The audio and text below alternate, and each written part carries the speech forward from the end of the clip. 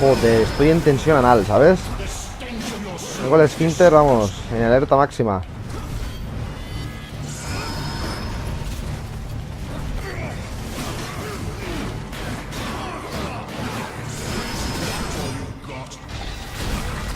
Hijo puta.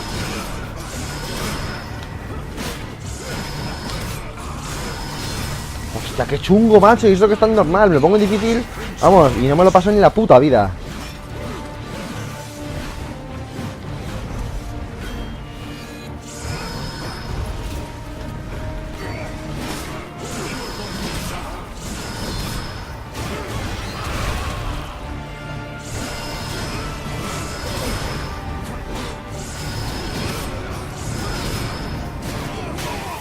Por fin. Sí, tú saca la cruz. Christus vivit, Christus regnat, Christus ab omni malo te defendat, maledictiat excommunicati daimones. Méntesela por el ano. O por la boca.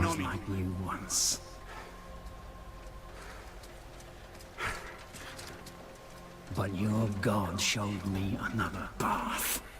Messias, Emmanuel, Soter, Sabaoth, Agios, Inkiros, Athanatos, Jehovah, Adonai.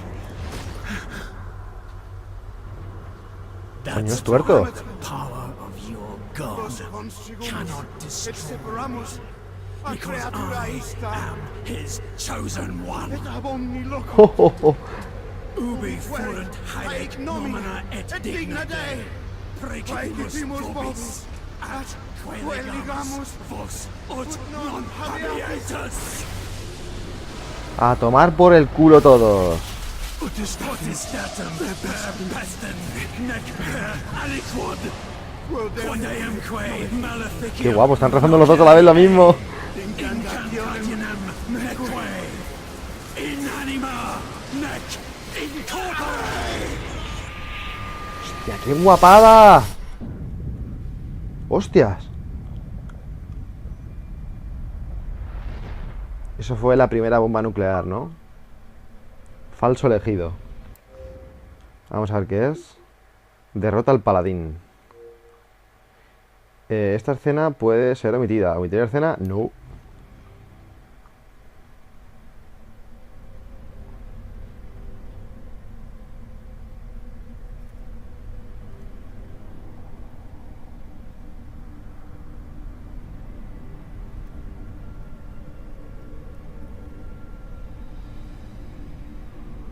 Joder, cómo ha quedado la cruz.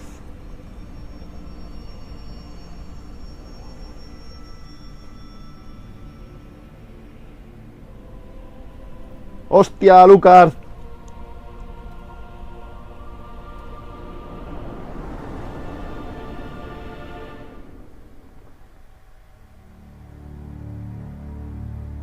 ¡Qué guapo! ¡Qué guapo!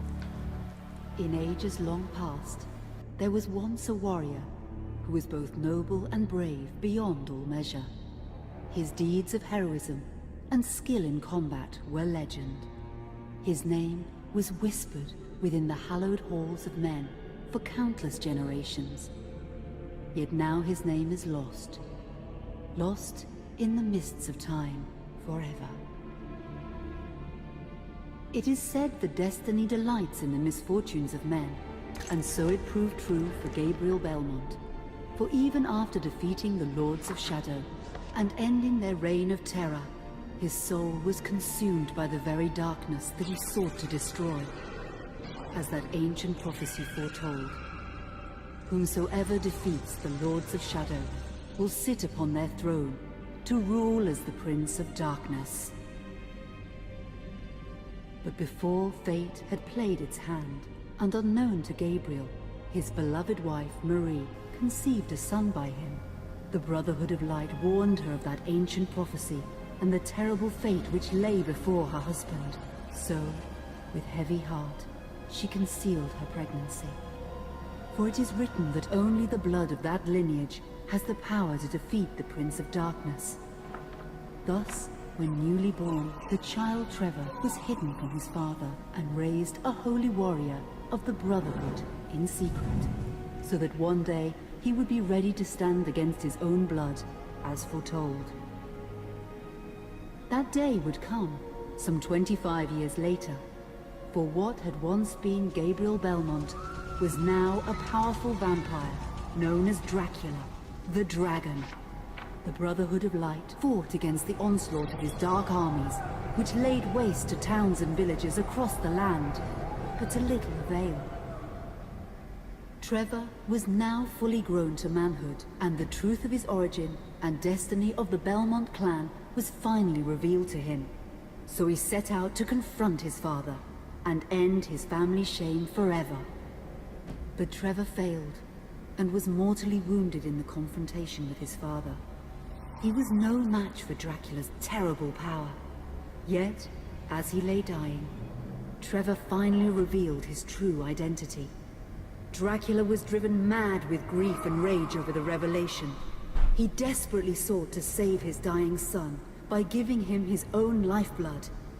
But it was too late, or so he thought. Dracula buried his son within the walls of his great castle, and then swore bloody vengeance upon the world. Raising an army of creatures beholden only to him, he struck with fury and merciless cruelty at humanity. He vowed to hunt God's children for all eternity. But fate still had one last card to play. Dracula's blood had power, and that power now coursed through the veins of his dead son, slowly reviving him over many years, until one night he emerged once more into the world, not as a man, but as a creature like his father. What had once been Trevor Belmont was now gone forever. He was now a vampire like his father. Though he swore that he would not be like him, he would take the name Alucard. He would be a force for good, opposing his father's capacity for evil. In that very moment, Alucard swore to destroy Dracula. But fate had something else in mind. Meanwhile, Trevor's own son grew into a fearsome warrior with a reputation that far exceeded even that of his illustrious father. Simon Belmont knew little of his own lineage, nor his importance in the events to come. All he knew was that his mother had died at the hands of Dracula's minions when he was but an infant, and his father had been killed in single combat with Dracula. Found and raised by the people of White Mountains, Simon had but one purpose in life: to destroy Dracula for the murder of his parents. After years of training in the arts of war, Simon set off for Dracula's castle and a date with destiny. Once in the castle, Simon met Alucard, and knowing little of the true identity of his companion, joined forces with him. Blood bound them together, and fate took a hand once again, as finally they met their dreaded foe in mortal combat.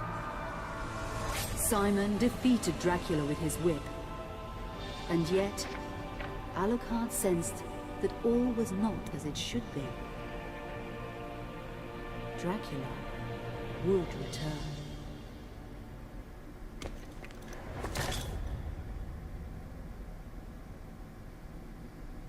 Y todo esto fue lo que pasó en Mirror of Fate.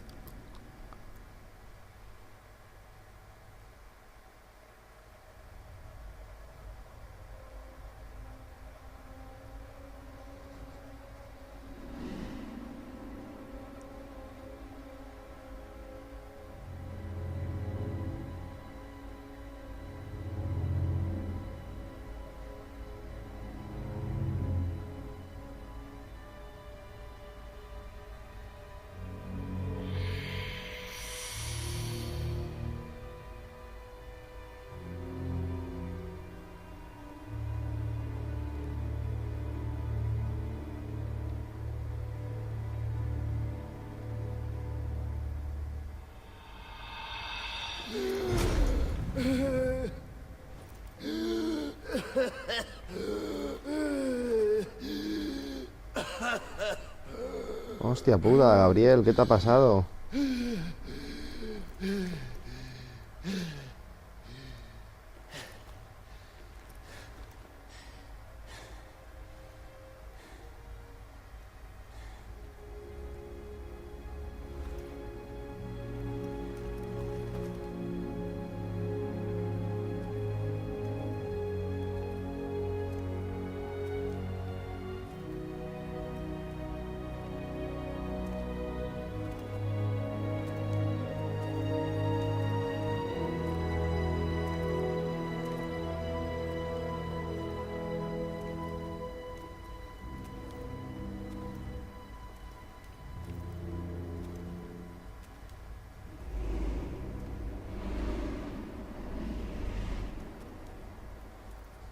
An unusual hiding place for the Prince of Darkness.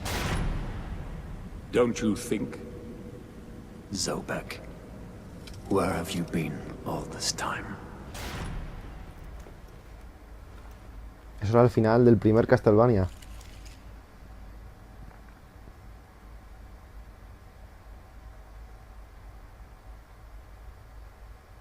And what of you? Why have you been hiding all this time? Gabriel. Don't you dare call me that. Isint Dracul.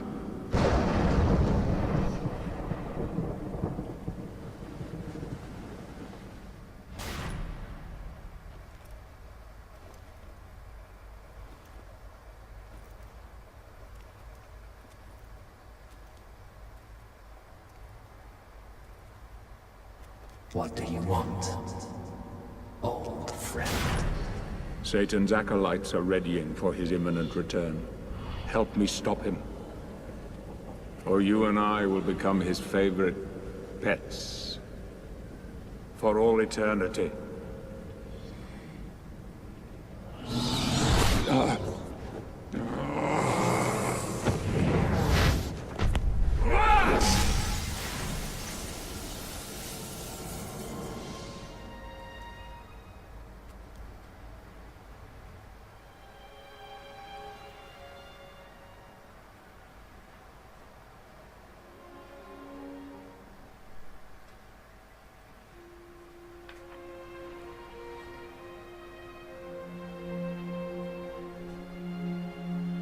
Nah, coño, como no he tocado el mando, se pone la pantalla... Se oscurece.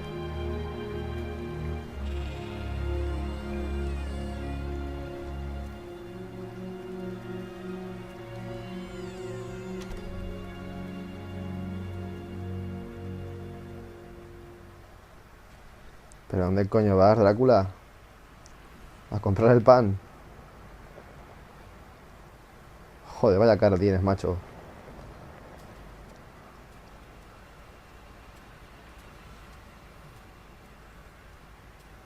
Joder, qué guapo.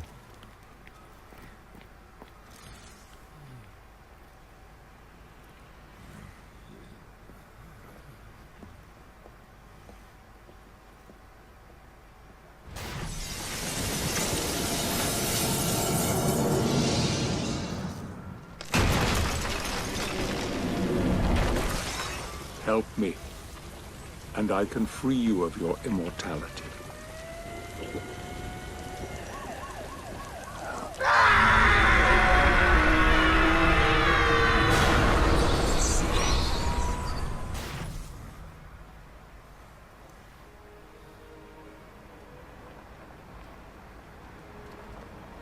Trevor.